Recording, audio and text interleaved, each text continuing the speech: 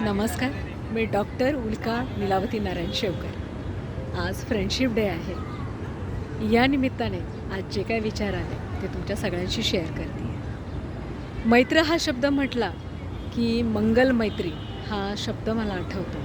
आणि विपश्यनाचं जे 10 दिवसांचं शिबिर असतं त्याच्या शेवटच्या दिवशी या मंगल मैत्रीचं ध्यान करायला शिकवतात. तर ही मंगल मैत्री म्हणजे काय? तर प्रत्येक जीवासाठी प्रार्थना करणं. मग कशाची प्रार्थना करणं? प्रेमाची, उभेची, शांतीची. तर मला असं वाटतं की लिव्ह अँड लेट लिव्ह म्हणजे जगा आणि जगू द्या ही महत्त्वाची गोष्ट आहे. आणि आत्ता सध्याच्या काळात ती खूप गरजेची आहे की जगा आणि जगू द्या. दुसऱ्यांना हर्ट करू नका, दुसऱ्यांना ट्रबल करू नका. तर ही 3 महत्त्वाची सूत्रं live and let live, no hurt, no trouble. आणि हे झाल्यानंतर मग पुढची गोष्ट येते. जमलं तर केअर करणं, काळजी घेणं, प्रोटेक्ट करणं आणि जमेल तेव्हा दुसऱ्यांना जगण्यासाठी मदत करणं. तर मैत्री करण्यासाठी या बेसिक मला असं वाटते गोष्टींची गरज आहे. कृष्ण आणि सुदामाचं मैत्रीचं उदाहरण दिलं जातं. पण आजच्या जगात जर आपण बघितलं कोणी श्रीमंत असेल किंवा कोणी कोणत्या पदावर असेल, कुणाचा उपयोग होणार असेल तर PR पॉलिसी म्हणजे काय? पब्लिक रिलेशन मेंटेनन्स पॉलिसी म्हणून गिफ्ट पाठवले जातात, म्हणून मैत्रीचे मेसेज पाठवले जातात. तर हे व्यवहाराच्या कक्षेतलं नातं हे खरंच मैत्री आहे, ॲक्वेंटन्स आहे का PR मेंटेनन्स आहे? हाही विचार केला पाहिजे. तर आता मैत्री म्हणजे काय? नक्की काय? म्हणजे कसं पाहिजे? तर मला असं वाटतं मैत्री हे एक असं अख्खं युनिवर्स आहे. अख्खं विश्व आहे तुमच्यासाठी, जिथे आपण बिनधास्त रडू शकतो, पाहिजे ते बोलू शकतो. जर कुणाचा राग आला तर हव्या तेवढ्या शिव्या देऊ शकतो. एक मुक्त प्रांगण असतं हक्काचं, कधीही केव्हाही. आणि तिथे नकळत मग टॉलरन्स असतो, अंडरस्टँडिंग असतं, क्लिअर आणि ओपन कम्युनिकेशन असतं, छुपा एजेंडे नसतात. कुणाला काय वाटेल, कसं वाटेल असा काहीही विचार नसतो त्याच्यामध्ये. या मैत्रीच्या प्रवासात वेगवेगळे टप्पे येतात. काही नाती ही अचानक येतात, तशीच ती निघूनही जातात. काही येतात अचानक, भेटतात अचानक, पण राहतात आयुष्यभर. काही अगदी जवळची अशी वाटतात, कायम आपण सोबत राहावं असं वाटतं आणि नेमकं ब्रेकअप होतं. आणि हा नातं होण्याचा, एकत्र वेळ स्पेंड करण्याचा हा टप्पा खूप छान असतो.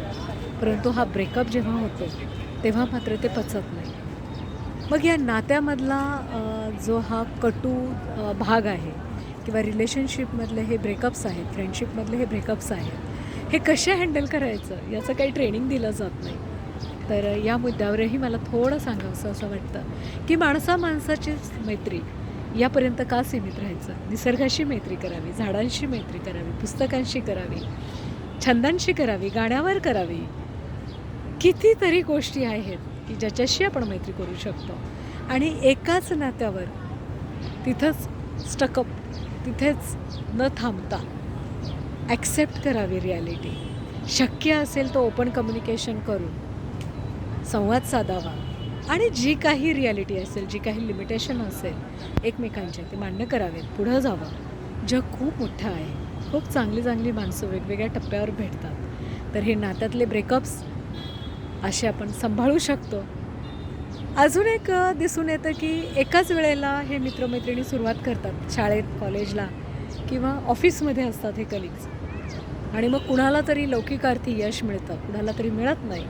मग ती कंपॅरिझन होते, जेलसी होते आणि त्यातूनही मग टोमणे मारणं, कुचकं बोलणं असं सगळं सुरू होतं. तर खरंच हा मैत्रीतला कडवटपणा टाळता येईल का? कसा टाळता येईल? मनाचा मोठेपणा कसा करता येईल? हाही एक विचार करण्यासारखा भाग आहे. आणि सगळ्यात शेवटी मला महत्त्वाचं असं वाटतं की जगाशी आपण मैत्री करतो, सगळ्या जीवांवर प्रेम करतो, पण स्वतःशी मैत्री करता येईल का? आपल्या स्वतःशी, आपल्या स्वतःला समजून घेता येईल का?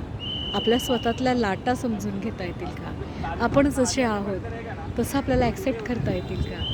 आणि एखाद्या छोट्या बाळाला जसं आई प्रेमाने वाढवते तसं आपल्या स्वतःला वाढवता येईल का? तर स्वतःशी सुद्धा मैत्री करता येईल का?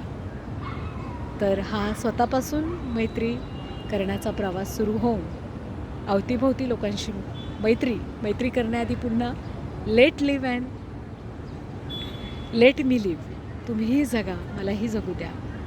कुणाला हर्ट न करणं, कुणाला त्रास न देणं आणि मग नंतर जमलं तर मदत करणं, प्रेम करणं, प्रोटेक्ट करणं, गाईड करणं, जिथं चुकत असेल तिथं सांगणं, असं काही करता येईल का? तर हा स्वतःपासून मैत्रीचा सुरू झालेला प्रवास मंगल मैत्रीपर्यंत कसा नेता येईल याचा विचार नक्की करूया. आजच्या दिवशी सगळ्यांना मंगल मैत्री.